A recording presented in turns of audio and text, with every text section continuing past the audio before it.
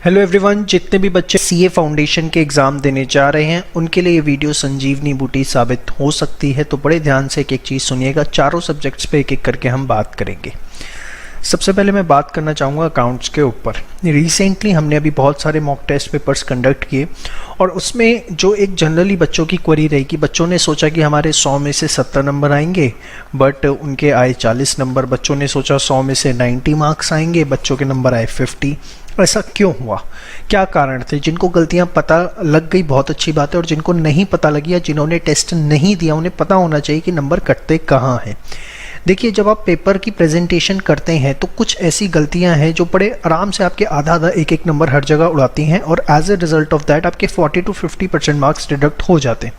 Specifically in points को मैं कहूँगा कि आप नोट डाउन कर लें, और जब एग्जाम देने जाएँ तो इसको एक बार देखते हुए जाएँ ताकि आपको ध्यान रहे कि आपको ये गलतियाँ नहीं करनी।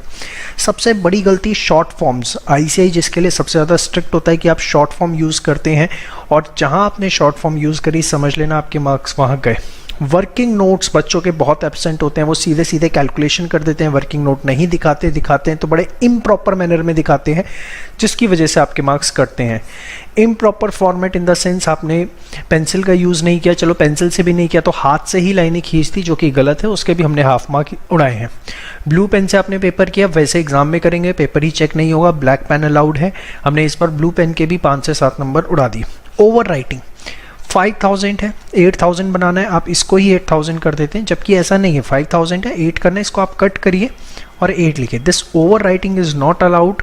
इसके प्रॉपर मार्क्स करते हैं तो प्लीज़ इससे बचिए। नरेशंस आपके नहीं है, 50% मार्क्स उड़ जाएंगे। जब आप फॉर्मेट्स बना रहे होते हैं, left side right side debit credit लिखना भूल जाते हैं, जिसकी वजह से आपके मार्क्स कटते हैं। ट्रू एंड फॉल्स के आपने आंसर्स दिए लेकिन उसमें रीजनिंग मेंशन नहीं करी, तो आपको उसके मार्क्स अलॉट नहीं होंगे। फिर भी हमने लीनियंसी दिखाते हुए हाफ मार्क आपको दे दिया, लेकिन आपको वहाँ नहीं मिलेंगे। और कोशिश करिए जो भी थ्योरी क्वेश्चन है उसमें अंडरलाइन करें मेन पॉइंट्स को। ऐसा मैं इसलिए कह रहा हूँ, देखो बड़ा सिंपल सा फंडामेंटल है। कोई भी एग्ज़ाम है, जैसे अकाउंट्स का पेपर है, इसका एवरेज टाइम जो होता है एग्ज़ाम का चेक होने का 3 से 5 मिनट। 3 से 5 मिनट में एग्जामिनर आपका पेपर चेक कर देगा। You are emotionally attached with your paper but not the examiner. Please try to understand this thing, जो मैं बार बार कहता हूँ। आपने बड़ी शिद्दत से मेहनत के साथ पूरा पेपर लिखा है और आप चाहोगे कि ज़्यादा से ज़्यादा मार्क्स मिले, लेकिन एग्जामिनर पे ऐसे 500 पेपर्स हैं, उसे फटाफट करना है। 3 से 5 मिनट में, बहुत ज़्यादा कह रहा हूँ, जनरली 2 मिनट में भी हो जाते हैं पेपर चेक, वो 3 से 5 मिनट में आपका पेपर चेक करेगा। तो प्रेजेंटेशन पार्ट जो है लगभग 40% मार्क्स आपके डिसाइड करती है, जिस पे आपको बहुत ज़्यादा फोकस होने की ज़रूरत है। और जिन बच्चों के मार्क्स कम हैं आप देख लीजिएगा, ये 9 ही रीजन्स होंगे इनमें से जिसकी वजह से आपके मार्क्स कटे। लास्ट मोमेंट है सर, आपको इस समय स्ट्रिक्टली क्या फोकस करना चाहिए? लास्ट 4 अटेम्प्ट के जो आरटीपी के क्वेश्चन है सारे अच्छे से करो। आईसीआई ने जो मॉक टेस्ट पेपर इशू किए हैं उसे करो, और जो भी हमने अकाउंट्स के कंसाइज नोट्स आपको प्रोवाइड किए हैं उसको एटलीस्ट डेली आपको 2 टाइम्स जो है पढ़ना ही पढ़ना है। अगर आप मिनिमम ये चीज़ें भी करते हैं तो आप देखिए, मैं आपको बताऊं, आपके सारे टाइप्स कवर हो जाते हैं, और आपका एक जो प्रॉब्लम है कि मैं पास होऊंगा या फेल, एटलीस्ट उससे आप बाहर आ जाते हैं। तो लास्ट के टाइम पे आपको इन चीज़ों पे सबसे ज़्यादा फोकस करना चाहिए, और कंसाइज नोट्स इसको मत भूलना। तो ये थी मेरी बात आपके साथ अकाउंट्स के। मैं आना चाहूँगा लॉ में। लॉ में मैं आपको ऑलरेडी एक वीडियो प्रोवाइड कर चुका हूँ, how to write answers in law. YouTube पे भी अवेलेबल है, जो देखना चाहे उसे देख सकता है, और जिन्होंने कोर्स लिया उनको स्पेसिफिकली अलग से गिवन है। अब इसमें मार्क्स क्यों कटते हैं? बच्चों को सेक्शन लिखने का शौक होता है और सेक्शन गलत मेंशन कर देते हैं। जहां सेक्शन गलत मेंशन किया marks will be 0, half mark भी नहीं मिलेगा, चाहे पूरा आंसर करेक्ट हो। तो प्लीज़ बार बार कहता हूं, सेक्शन मत कोट करो until unless you are 101,001% sure कि हाँ यही सेक्शन है। 99.9% भी है तो भी मत कोट करो, क्योंकि सेक्शन अगर गलत हुआ 0 मार्क्स हो जाएंगे। Underline the keyword. जब तक लॉ के अंदर आप अंडरलाइन नहीं करोगे मेन कीवर्ड्स को, मार्क्स एक्सपेक्ट मत करो। 5 से 7 मिनट में पूरा पेपर चेक हो जाएगा 100 नंबर का, ये भी ज़्यादा बता रहा हूँ, प्रैक्टिकली 3 to 4 मिनट्स के अंदर। और अगर प्रेजेंटेशन अच्छी नहीं होगी, कीवर्ड्स को हाईलाइट नहीं करा होगा, तो मार्क्स मिलने में दिक्कत आएगी। डे 1 से ये बात बता रहा हूँ। कई बच्चे क्या करते हैं, सीधे क्वेश्चन केस स्टडी पढ़ी, उसका आंसर लिख दिया येस नो ऐसा हो सकता है। भैया क्या है प्रोविजन ऑफ एक्ट, क्या है कॉन्ट्रैक्ट एक्ट में कौन सी बात उसमें लग रही है, सेल्स ऑफ गुड्स एक्ट में कौन सी बात लग रही है, आपको मेंशन करना पड़ेगा। देखिए केस स्टडी आंसर लिखने का तरीका क्या होता है, सबसे पहले एक्ट मेंशन करो, उसके बाद फैक्ट्स मेंशन करो, और तीसरी चीज़ कंक्लूजन। 3 पार्ट्स में आपको केस स्टडी के आंसर देने होते हैं।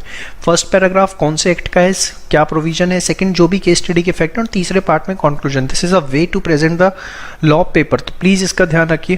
कंक्लूजन आप लोग नहीं लिखते हैं, ईयर ऑफ एक्ट रॉन्ग लिख देते हैं। बताओ, इंडियन कॉन्ट्रैक्ट एक्ट 1881, अरे भाई 1872 का है।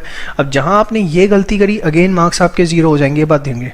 तो ये जल्दीबाजी में, देखो ये ऐसा नहीं कि आपको आता नहीं है, लेकिन गलतियाँ जल्दीबाजी में हो जाती हैं और आपको रियलाइज़ भी नहीं होती आपकी गलतियाँ हो गई।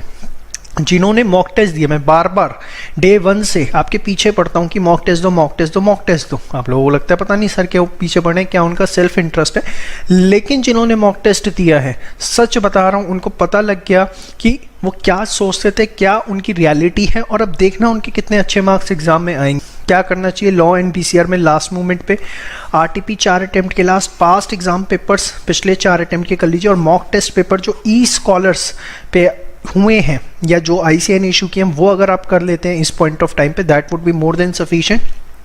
आप डेंजर जोन से इस समय बाहर आ जाएंगे अगर आप ये भी करते हैं।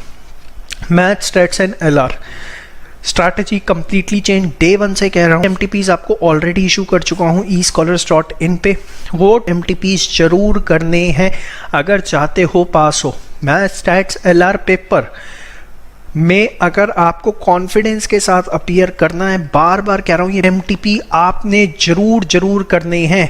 जिसने मॉक टेस्ट पेपर्स नहीं किए, मैं उसके रिजल्ट के लिए कहीं से भी रिस्पॉन्सिबल नहीं हूँ। बड़ी क्लियर बात, बड़ी मेहनत के साथ प्रोवाइड कर दिए गए थे और मैं उम्मीद करता हूँ कि मैक्सिमम बच्चों ने कर लिए होंगे, और नहीं किए तो अभी भी वक्त है, भी कर डालो।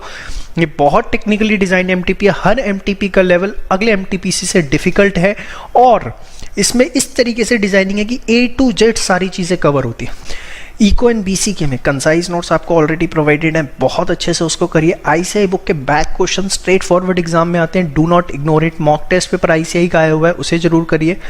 इसके अलावा अगर कर सकते हो तो बहुत अच्छी बात है। हमने 300 क्वेश्चन पीसीके के लगभग आपको टेस्ट के थ्रू अपने कोर्स में प्रोवाइड किए हैं, और 500 क्वेश्चन इको के दिए हुए हैं लगभग चैप्टर 2, 3 एंड 4 के मॉक टेस्ट की फॉर्म में, ठीक है।